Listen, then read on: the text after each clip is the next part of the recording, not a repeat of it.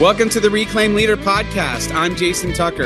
And I'm Jesse Skiffington. We're two pastors in the trenches who are passionate about church health for greater gospel impact. We share the ups and downs of ministry, strategies that worked for us, and some that didn't. Best practices and practical tools for church leadership. The goal, to help all of our churches flourish. Let's get started. See another sunrise, sing a little song. Hey everyone, welcome back to the Reclaim Leader podcast. Jesse, it's good to be back recording again. We've had so much going on, and this happens where we go through spells where we don't record for a little while. So it's good to be back. We just had our big national gathering, the fellowship community, and which was fantastic out in beautiful Zionsville, Indiana. There you go. Which, I mean, that is a destination. I tell you what, I love it. That is. No, it was great. We had about 400 pastors and. It was awesome. Missionaries out there. So it was great. And so it's good to be back. Good to talk shop. How you been, man?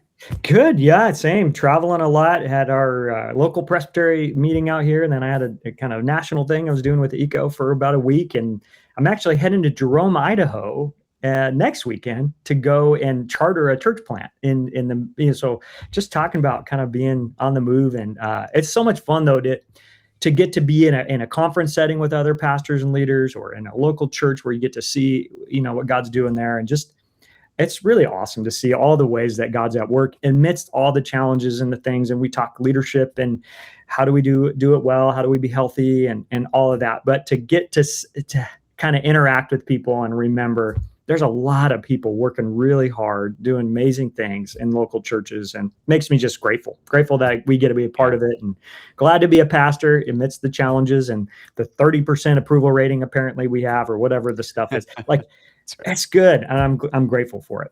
Yeah, same. And shout out to all the folks that came and said hi during the conference, all the Reclaim Leader listeners, which is kind of cool to hear people listening to the podcast and sharing their stories about how the content we're talking about, connecting with them. And I was just so appreciative of every single one of those conversations, because it was a reminder that 442 episodes in, it actually still matters.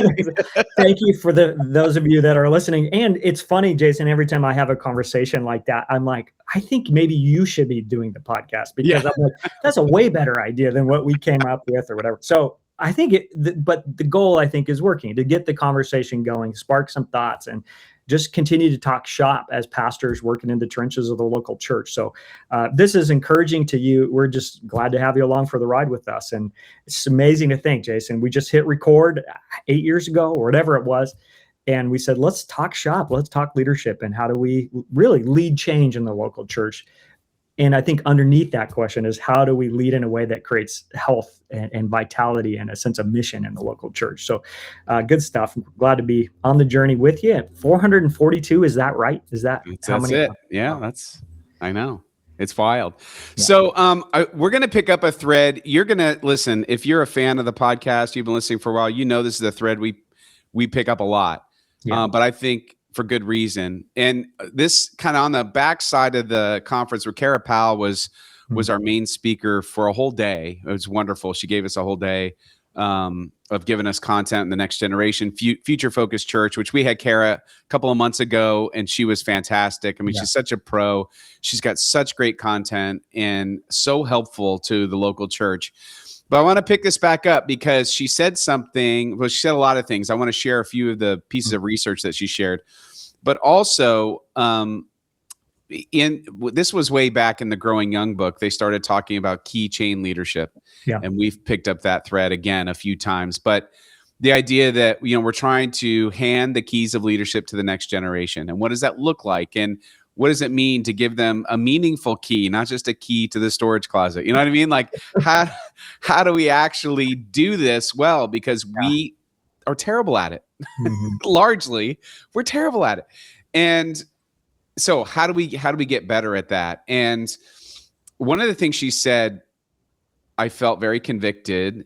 She said that most of the time what we do is we take the keys and we just throw them at a young person and say, here, go for it. Good luck. And then when they don't deliver what we expect them to deliver, well, it didn't work out. And it's time to move on. And the question is, are we really setting them up to succeed what does that look like? Hmm.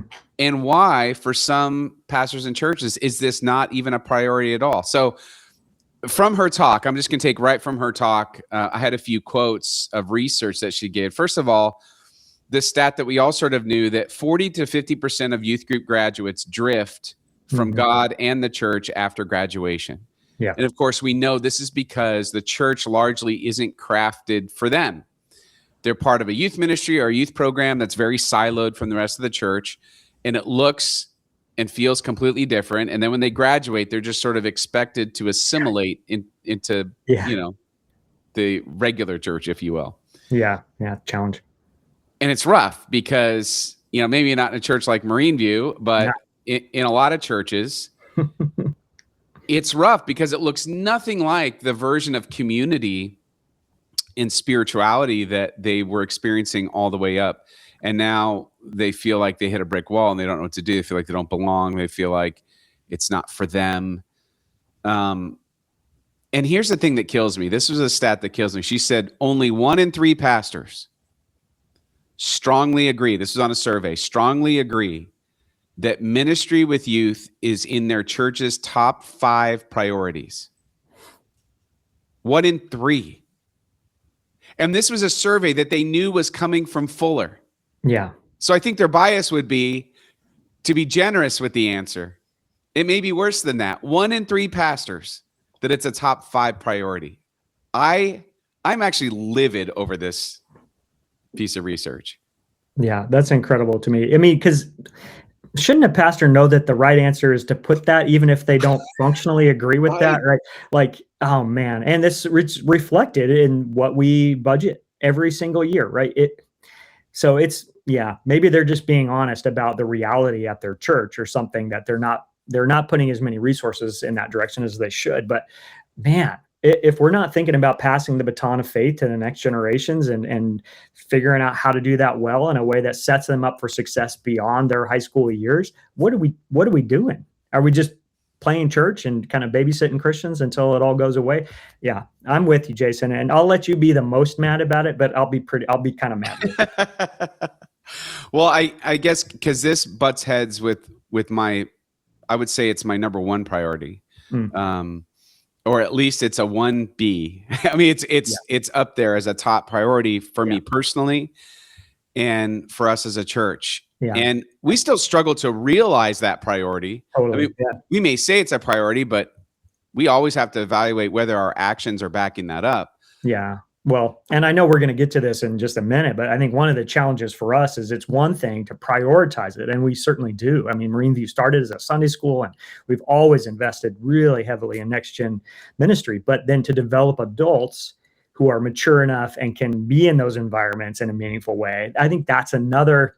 How do you prioritize even the discipleship culture of your church to help foster the kind of leaders that can engage with those kids? So there's a lot of layers to it. And so it's not as easy as throw a bunch of money at it or something, but it is, if it's not a priority in the sense of, Lord, how are you leading us? How can we move in this direction? How do we reach the next generations? Then I think there's some hard questions that need to be asked, I think, as far as a leadership team goes, about what are we really trying to do here?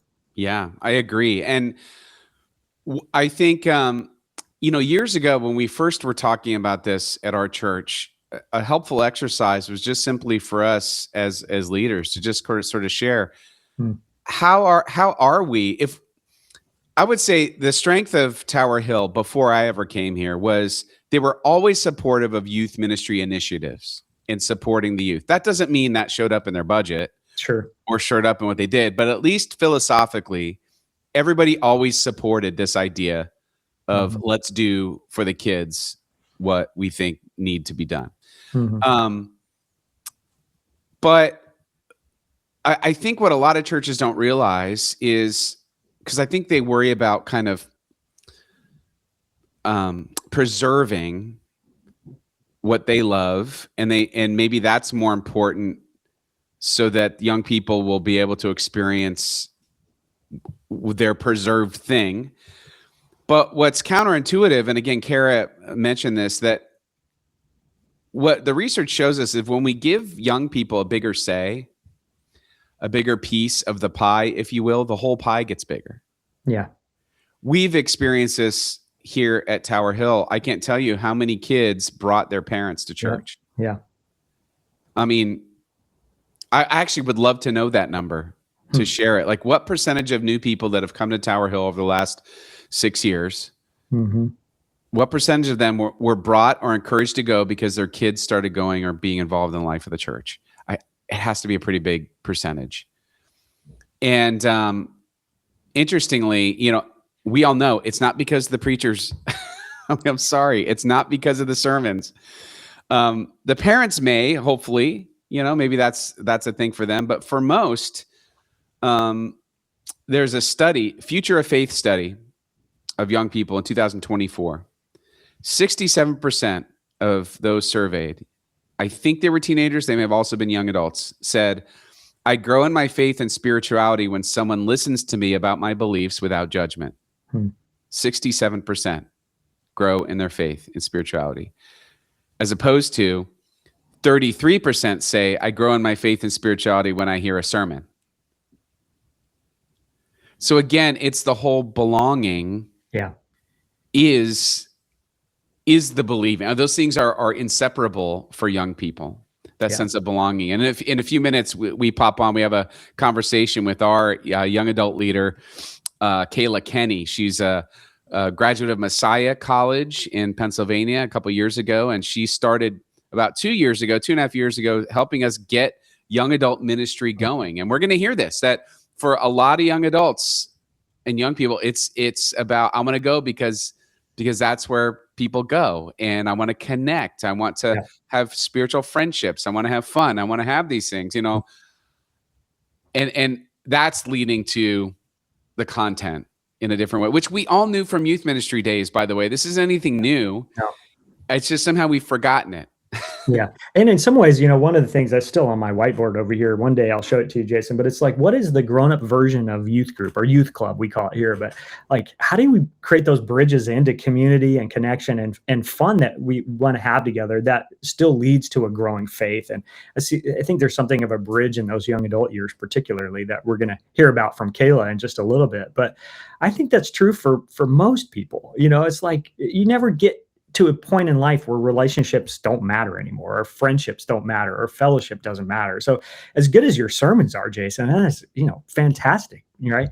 If we're not creating an environment where people can connect with each other and be known and loved, and I don't know, I think it's going to be really hard to thrive. And that's one of, going back to growing young, even, and future focused church, just that idea of warm is the new cool. Like that it's not about being slick. It's about being caring and warm and giving some space for young people to lead, So, at Marine View, one of the things we do, because we know that stat about the drop off when kids leave their youth group and they go out into the world and they don't connect.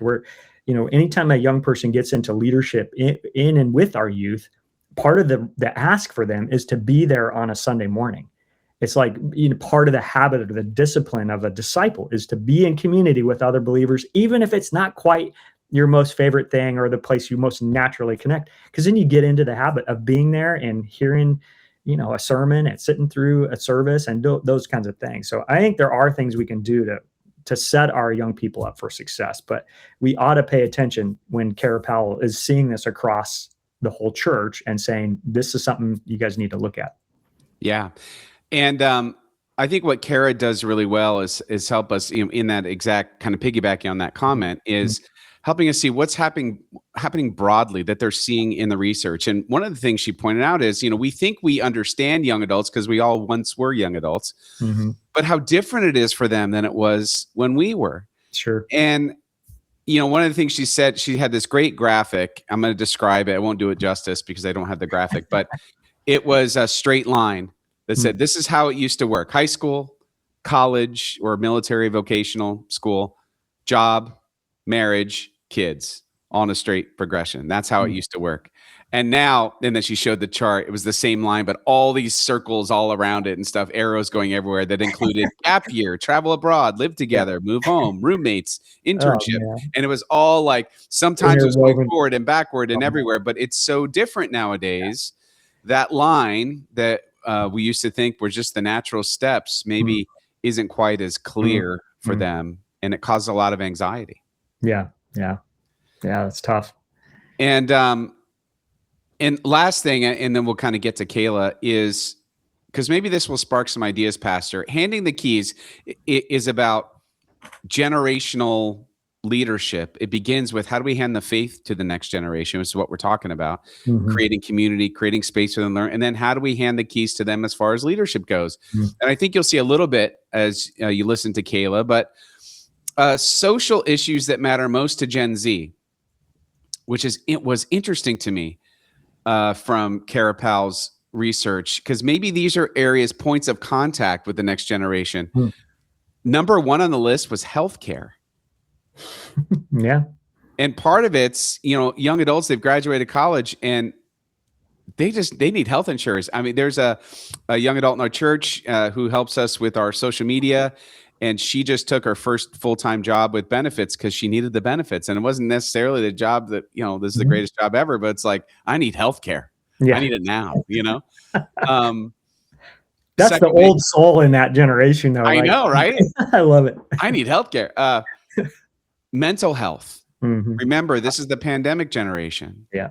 Mental health. And I don't have the stat in front of me. I had heard that it was some super high percentage of especially teenage or now young adult women have mental health from those teenage years of the pandemic and social media. Yeah. And not that young men don't, but the percentage was crazy for young women. Higher education. Is it worth all this money that we're spending to have a job market that has no room for me? Economic security, civic engagement, racial equality, and the environment. I mean, these are all things that matter to them. Maybe there are some connecting points in the life of your church that you can connect kind of naturally, or at least lift up some of these areas and speak to them because they matter most to Gen Z.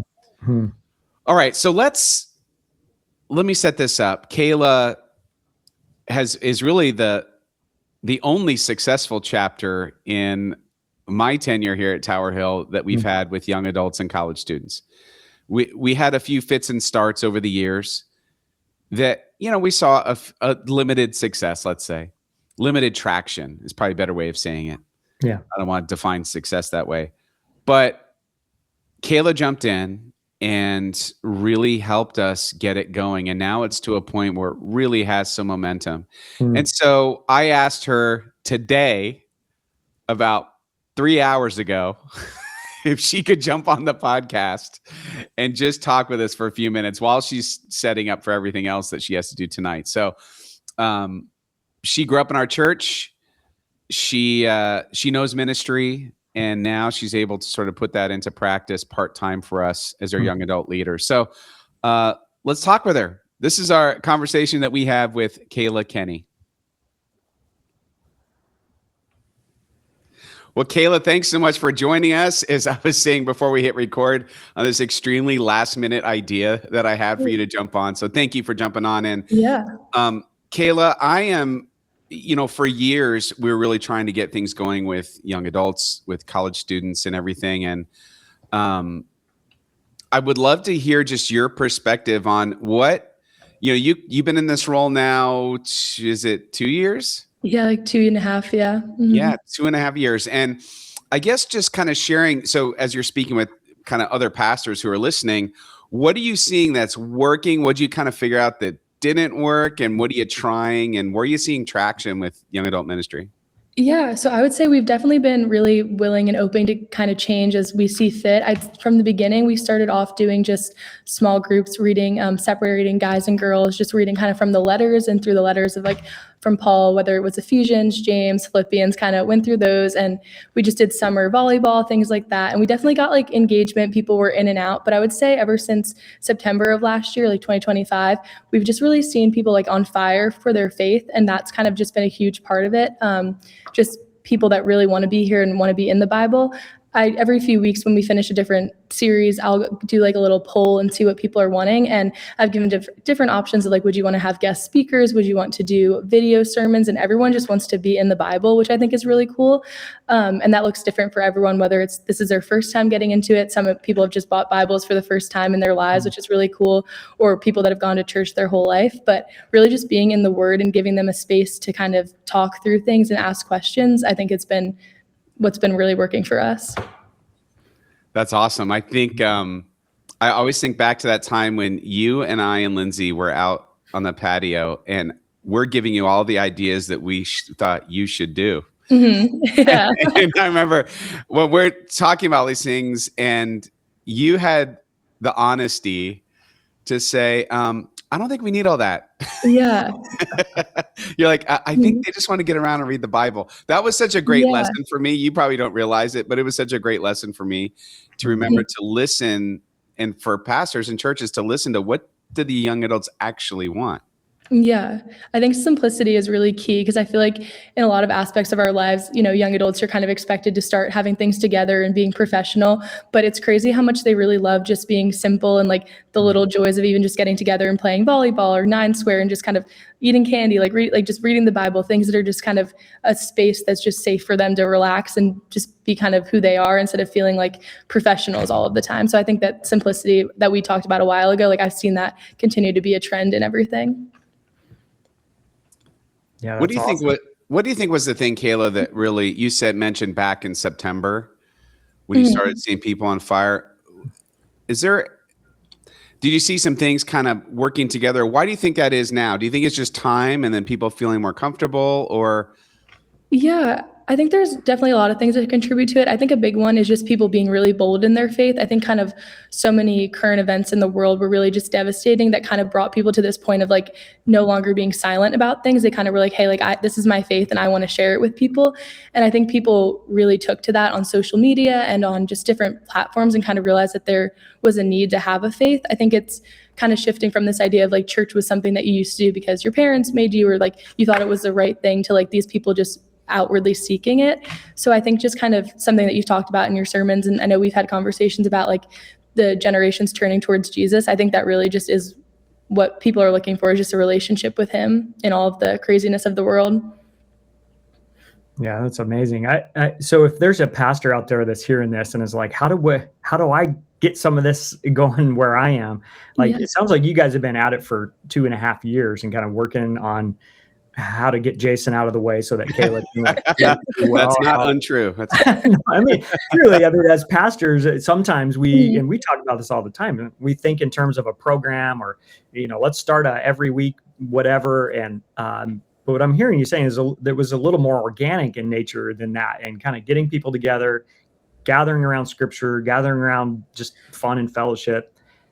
So how do we do it? Like, do we find a couple of young adults that we have and just say, hey, how do we empower you to do that? Or, what kind of advice would you give for maybe a pastor like me that we see young adults showing up and now we're trying to figure out how to kind of corral them in a way that won't be cringy or cause them to run for the hills? Yeah, definitely. I think that they're definitely not opposed to like the older generations helping out and things like that. So I wouldn't be fearful of that if you don't have a young adult that right away you think could step into the role. But I would say don't be afraid to give young adults like the freedom to do that too. Maybe like you initiate the hangout or like the Bible study, whatever that looks like for your church, and then kind of opening that up to seeing if someone would be comfortable in leading the Bible study and things like that. Even if you're just meeting with them and like training them if they've never run a Bible study before. But I would say definitely try and make those connections too while they're at church, because I think something we talk about a lot is like church can feel very family oriented. So like when you're a parent, it's like go to a parent small group and you can meet people that way. Or when you're, an older adult, we have stuff for you. But young adults, I think it's really easy to slip in and out on a Sunday, just kind of be like, oh, I went to church and there's like, I can leave now. There's not really much going on for me. So like making that personal connection of like, oh, hey, like I think I've noticed you before. Like what's your story? So just kind of being willing to have those conversations and see how you can get them connected, I think is a big part of it too. Yeah, that's really helpful. And one of the things we've noticed, like we've had a few of young adults showing up in their like early 20s, and they meet some of our older folks. And there's a young woman, fantastic, named Isabel, and she sits in a row. I think the average age is probably 80, and they, you know, they like Mhm. truly, and like she's just like meshed in with them. Yeah. I don't know. Maybe that's like your generation just has this ability to connect that way and in this really natural way. And they're all kind of buddies. And I love seeing that. So Yeah. I'm not sure what that means, but I like kind of like what you were saying. There's just sort of a naturalness to it, and trying to be attentive and have that warm welcome or whatever seems like a good approach. Yeah, definitely. That's something I saw with a member of our group. They were in Tower Hill and did Bible study, but then they moved away. So they had to find a new thing. And he started going to this church, and it's all just like 60, 70, 80-year-olds. And he goes to church with them every Sunday and like stays for breakfast with them after. So I think it's kind of one of those things where like you have to be willing to like break the mold a little bit and be like, you know what, if this is what's working for our church right now and it's bringing young adults in, that's great. You know, it doesn't have to be like what we saw it once like in the past, I guess.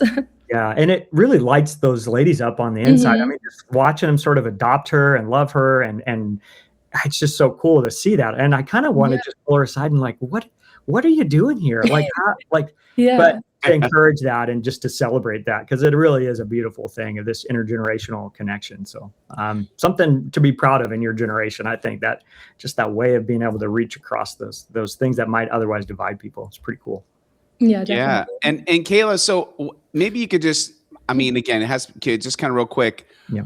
When you were first starting and you're just first trying to get something going, what did you do? I mean, how did you start to initially get traction? Was it, because I remember it must have been, I think it was early last summer, you and a couple of other people were like scouting the worship services to try to find people that you thought were in the age group, and you just like went to go introduce yourself. I know that was part of the strategy, but what did you do to just kind of get it going?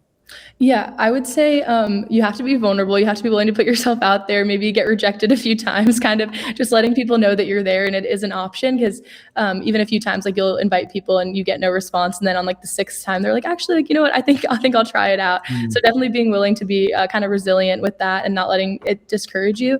But I think personal invitation is a huge part of it too, because, you know, I think parents can kind of be like, oh, I saw this group, you maybe should try it out. But once you kind of put a name to a face and you're like, oh, well, she'll be there, so maybe I can try it out. I think personal invitation is huge. And then something else we saw, again, like I said, when kind of things kind of ramping up, is people are really looking online for groups. So then we kind of went through and looked at our website and made sure that like when you see the website, it's easy and accessible to like where we're meeting, how to get in contact with me or someone at the church. So kind of just having those like keywords of like young adults, 20 somethings, whatever you brand your group as, making it easy for people to find, whether that's on Instagram or social media, because we have at least like 10 people that have just showed up on their own, finding it online. So the connections are going far past just a Sunday morning. So kind of being aware of like your social presence and how that's impacting it too.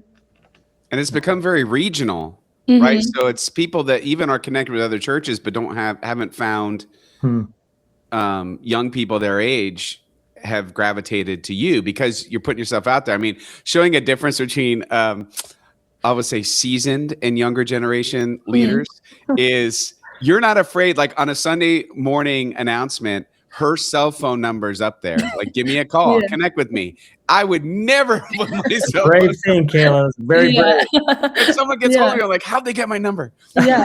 It's just different. It's different. It was really funny. Last week we start Bible studies every week at 7:00, but last week we had a special request to do volleyball. So I was like, you know what, no problem. We'll do volleyball at 6 and we'll start Bible study at 7. And I connected my phone to the speaker to play music, and I got like a random call from a number, and I was like, oh, I'm not going to answer it. And I was like, you know what, whatever, I'll just answer the phone. And it was someone, they're like, hey, like, do you have Bible study tonight? And I was like, yeah, like we do. And they're like, I just saw your phone number. Like, is it too late for me to show up tonight? And I was like, yeah, like, of course. So you kind of just have to be willing to go with it as it comes, like you were saying. Vulnerability. That's tough for, that's really cool. So Jason, I expect your cell phone number on the screen.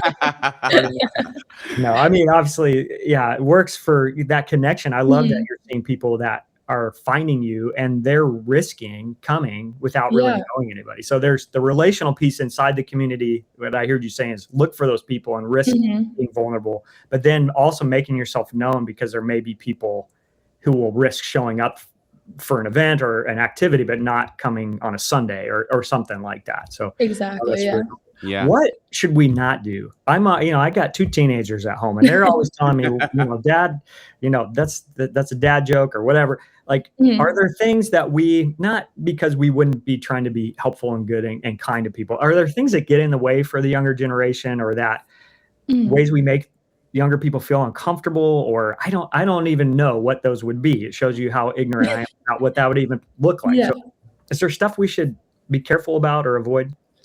I would say, I guess, like, being too formal sometimes might be kind of complicated, like, just because I feel like young adults are really excited, but can also be non-committal. So I think if you like jump at them too quickly, that might be like overwhelming. Okay. But I think the other piece is really just don't overthink it, like not thinking like, oh, I'm not young enough to connect with them, or I'm not like whatever insert the word is to connect with them. I think, like we were talking about before, whether it's older generations, whether it's simple things, like they really are just willing. So even if you try something and it doesn't work, I don't think that's going to be a turn away from the church, like never come back. I think relationships are a big part of it. So if they make a connection with you and you make a weird joke, or you do an event that maybe they didn't really like that's not going to ruin things. I think it's a part of just being natural and building those connections. So I would just say, like, not being shy, and even as adults, putting yourself out there and like being willing to make those risks in a sense.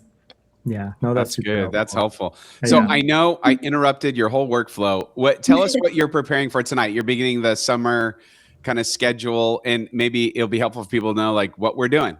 Yeah, of course. So tonight we have our annual young adult kickoff. We do like a fun Taco Tuesday, just kind of, we're doing Chipotle tonight to get all the young adults here. That is their love language. It really is. Yeah. That's really the answer. Yeah. If you can get it between that and Chick-fil-A, I mean, you just have people lining up the door, honestly. So the way that we're running things, something that we saw in having a young adults program, young adults is a really broad word that means a lot of different things to a lot of different people. So we've kind of started to separate that between 3 different branches. So the first is college age students. So those kids that are either still in college or coming home from college. And then young adults program is our 20 somethings program. So just, people in their 20s. And then we're pushing the next kind of group to be young professionals, which will be that end of 20s, early 30 range. So kind of distinguishing that and knowing what that looks like would be a really first good step as well. I forgot to mention that before, but just because when you say young adults, people don't know what that means. Like technically young adults is 18 to like 40 in like human development terms. So making sure to like specify that, I think, is really important. So the way we're going about that, and what that kind of looks like for us here is over the summer, we're running a Bible study just for college age students, since they'll be back in program. So Monday nights, we do our Bible study from 5:30 to 7:30 for the college age students, and then from 7 to 9 for our young adults. So kind of this idea that they'll be able to interact in between, but then they have separate Bible studies, just because those few years really do make a difference in life stages and just kind of maturity, different problems, different things going on. So we separate those two in Bible study. And then we also meet once a week for volleyball, and everyone's invited to that just to kind of have fellowship. And just, I think that's a really good place where comfortability grows. If you can find, volleyball has just really been what works for us, but whatever your niche is, whether it's like a game night or a movie night, whatever works for your church, I would encourage you to find the fellowship, because in that's where people aren't really afraid to talk. In volleyball, everyone's cracking jokes and getting to know each other. And then in Bible study, those people that are quiet, like get really quiet. So places where they can build those relationships, and then you'll kind of start to see that grow more in Bible study as those two go together. So I would recommend, definitely, that's been working for us. Awesome. Kayla, thank you so much for your time. Of course. Yeah. Thank you. Appreciate it, and all that you're doing. Of course, it's awesome. And Jason, you're going to post her cell phone number right on that. That's right. Her cell phone make sure your church on Sunday. Oh, thanks for sharing. It is something that, as I'm talking to pastors, and I know Jason, you too, we're hearing about young adults showing up, and for some churches, it's been a long time since they've seen young adults, and so they're wondering, how do we do this and make a home for them without screwing it up? And I don't know, everybody wants something good. So this is super helpful, and we appreciate you sharing your perspective and what's working and some things that we can pay attention to. So that's awesome. Of course. Yeah. Thank you for having me. Jason, so much fun to have Kayla with us, and I'm really glad she was able to take a few minutes out of her day. And Kayla, if you're listening back to this, thanks for interrupting your day to spend a few minutes with us, just kind of sharing what's working with young adults and the things that you guys are after, and just appreciate what you're doing. For me, Jason, as a pastor, it's like listening to Kayla, it's just encouraging. It's like, okay, there's a way forward, because for me, sometimes I look at that young adult world and it's kind of an enigma. It's like, a mystery box. Like, how do we do this? We know that young adults matter. We want to reach them, but how do we do it well? And so just hearing from Kayla, what's working, what's not. And more than anything, the word that was maybe just caused my blood pressure to drop a little bit. And I go, okay, it's going to be okay. Just keep it simple, she said. There's something about simplicity that matters, and the same core needs of relationship and having a place to go and be, and then just studying scripture together. It doesn't have to be a program that is, whatever, dialed in some crazy way. It's like, open up God's word and read it together. I'm like, okay, I think that's something that maybe we can help make happen. So anyway, really encouraging. And thanks again, Kayla, for joining us. Yeah. And something she also touched on was and you guys had a nice interaction on this, was about intergenerational church and why this generation seems to be more open to that.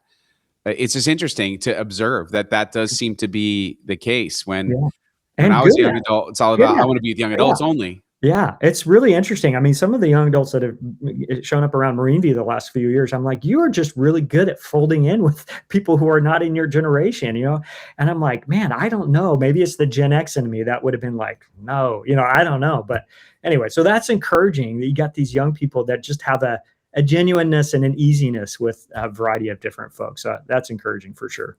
Yeah, absolutely. And it was reminding me of, again, one of the quotes that Kara Powell had at the conference. She said, of 13 youth group participation variables, the one most correlated with mature faith in high school was intergenerational relationships and worship. So good. Yeah.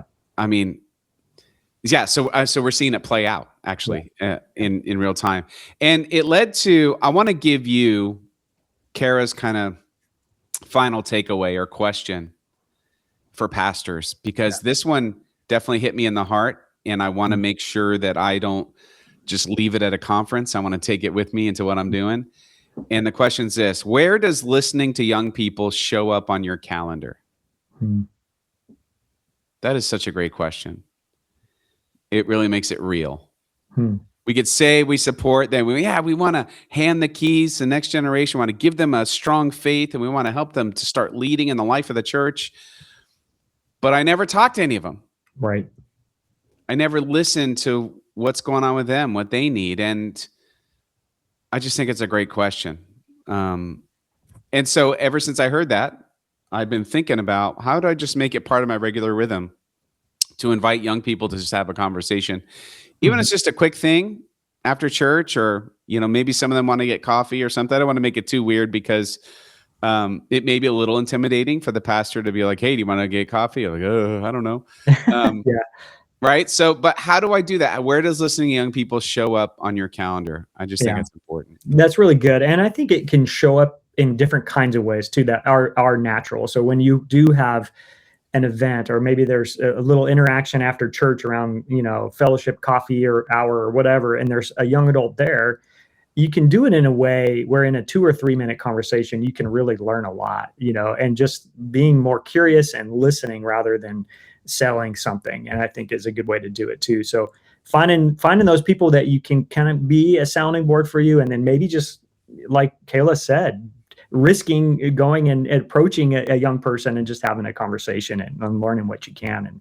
And more than anything, what I hear in that is this even on your radar, that you ought to be finding a way to engage with young people and hear their hearts for what they're longing for in the church and what their hopes are, and how do we meet them where they are in some of those things. So really good stuff, Jason. And makes me really grateful for people like Kara Powell. We started with that, also Kayla, and also for pastors like you and me that we're trying to figure it out, and all the pastors that are listening going, okay, how can we take this and have it show up in our local churches for the sake of this next generation that's coming up? And whether we like it or not, they're going to inherit those keys at some point. And if we can start handing them off earlier and getting them ready for that, I think that's a good thing. Yeah. Well, thanks everyone for listening. Really appreciate you being on this journey with us. If you're new to us, listening to Reclaim Leader, thank you so much. You could always subscribe to our newsletter, which happens about once a month, and that on reclaimleader.com. Also, there's a whole archive of all the podcast episodes and everything else. And as we get ready to leave, we got some guests coming up, which is going to be pretty cool. And then next month, we're going to have a couple of our leaders, it was actually from the gathering. One of them is well known to the podcast, David Kling. And another one, Goody Bell, is another pastor who's part of this leadership pipeline development within our denomination. The idea of how do I identify young leaders who we think would be good pastors and help to develop them, because I'm sure pastors, most of us are aware that we have a real succession problem, and there are tons and tons of vacant pulpits, if you will, because a lot of young people interested in religious studies or seminary even aren't interested in being pastors. So what do we do about that? And we're going to hear about the plan that's happening right now in real time as we're trying to create a leadership pipeline. So I'm excited for that conversation as well. But anything before we sign off here, Jesse? Oh man, good to be with you again. You know, with all these travels coming and going, it's good to talk shop. That's what we love to do. And hopefully this is helpful for you. And 442 conversations in, hopefully the needle is moved a little bit somewhere along the way. I don't know. Hopefully. It's good stuff, Jason. All right, everyone. Well, hey, thanks so much for listening. Again, ministry is hard. It is so much better when we do it together. Take care.